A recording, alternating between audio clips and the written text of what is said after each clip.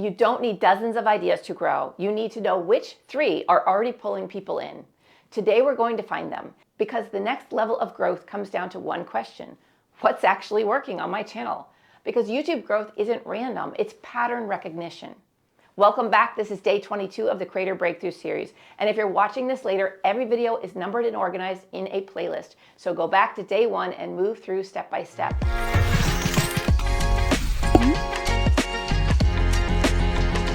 Today, I'll show you how to find your winning topics so you can double down on what your audience already loves and grow faster with way less guesswork. One of the biggest mistakes new YouTubers make is chasing every trend. Top creators don't do that.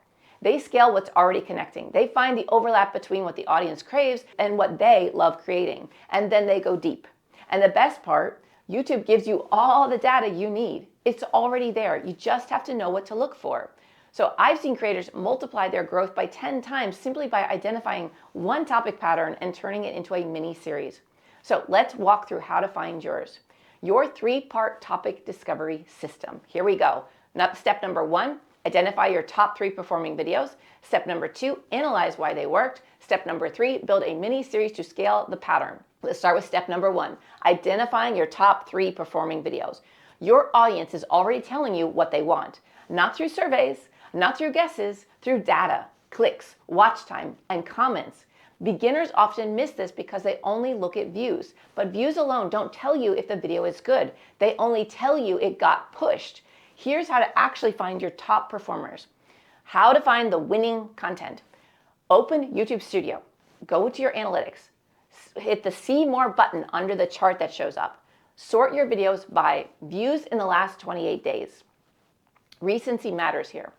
Average view duration, how long people stayed, click-through rate, how many actually clicked into your videos, and look for overlap. A winning video is one that performs well in CTR, click-through rate, meaning people wanted to click, watch time means people stayed, and views, YouTube kept pushing it. Because this means the idea worked, the packaging worked, and the delivery worked. Ignore views alone. A high view video with terrible watch time is a coincidence, not a pattern. For example, if 2 of your beginner camera confidence videos outperform everything else, strong CTR, strong retention, strong engagement, then your audience is literally saying to you, make more of this content. And once you spot your winners, the real magic comes from understanding why they worked, which leads us to step 2 of this process.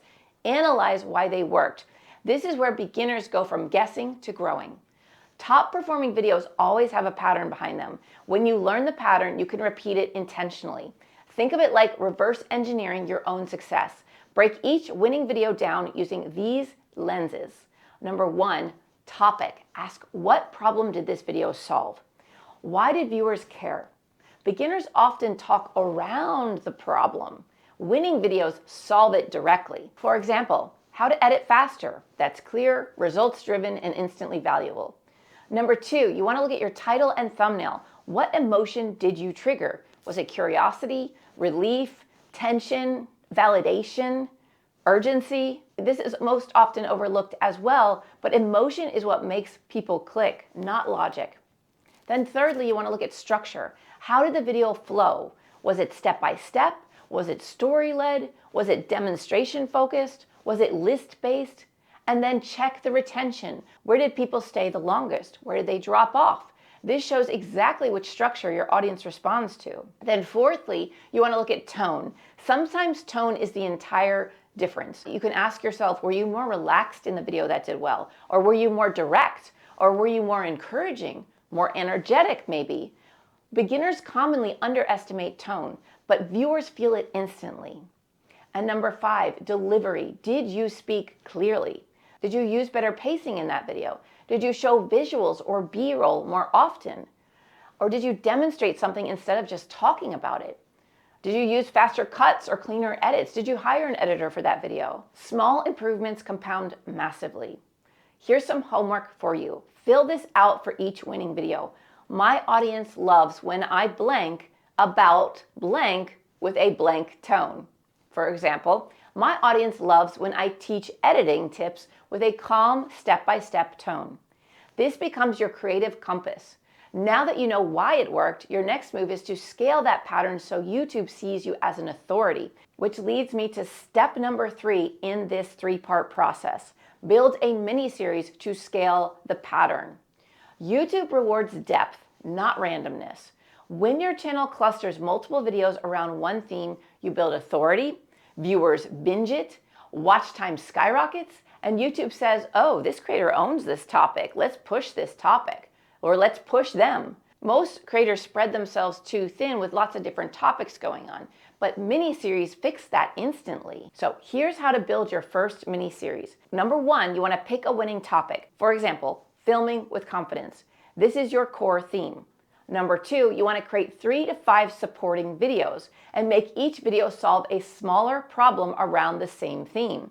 For example, filming confidence for beginners, 5 mistakes keeping you stiff on camera, my pre-filming confidence routine, how to stop overthinking before you hit record. This creates depth, and depth builds binge behavior. And then the third step of this is you use consistent visuals, similar thumbnails, colors, similar framing, similar text style, maybe a small series label that's optional. But this helps viewers instantly recognize, oh, this is part of that series I liked. And number 4, you want to then link everything together. So you use end screens to link from one video to the next. You pin comments talking about the playlist that these are all living in, this series is living in. In the description, you say, this is day 1 of this series. This is video 1 of 3. In the cards, you could have cards pop up and say, hey, if you're starting this series and we're on day 3, here's a card for video 1. List the playlists where they're found in the description as well.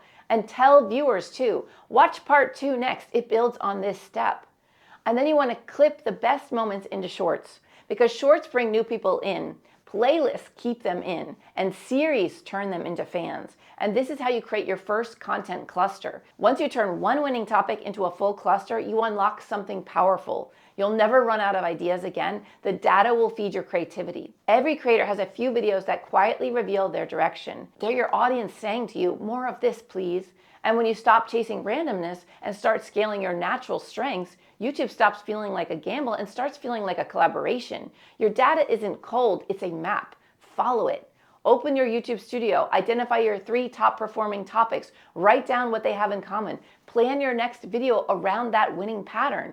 Then comment what you discovered down below in these comments. I'd love to see the themes emerging. Subscribe and keep going with the Creator Breakthrough series. The next video, day 23, will use everything you found today to build your video calendar around those winning topics, so your creativity stays focused, fresh, and endless. Because the fastest way to grow isn't starting over every week, it's repeating what already works on your channel. Okay, I look forward to seeing you there tomorrow in day 23. Bye for now.